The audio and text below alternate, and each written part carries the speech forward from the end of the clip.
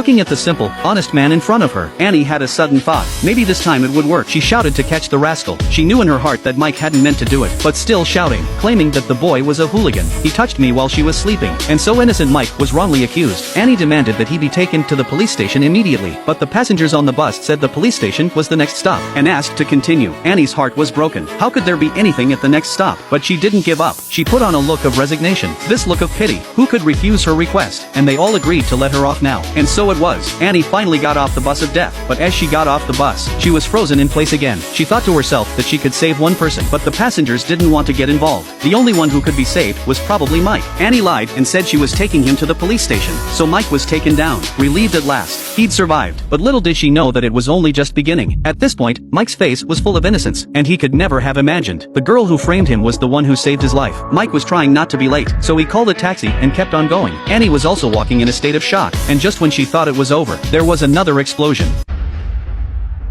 She was frozen in fear when a motorbike dodged and knocked her down. Annie also fell hard on her head. She soon fell into a coma. She was taken to hospital. The situation on the other side was even worse. Mike, who had already got off the bus, was still injured by the blast. It turned out that the taxi he was in had been following the bus. It was still in the area of the explosion. Soon afterwards, firefighters took him to hospital. Mike was now dying from the blast, and it just so happened that they both passed each other at the hospital. Fate seemed to have tied them together. It didn't take long. The police found something suspicious. Surveillance of the bus passing by showed two people getting off at a non-stop. The bus then exploded. They were also rightly listed as suspicious. Annie told Zhang Cheng everything that had happened, but who in heaven's name would believe such an outrageous story? And then, another piece of bad news arrived. Mike, who had been named as a suspect, was about to die. The doctors immediately tried to resuscitate him, but Mike still didn't make it. He thought he was going to die. But the next minute, the dead Mike was back on the bus again. Congratulations to Mike for joining the game. The 7th cycle has begun.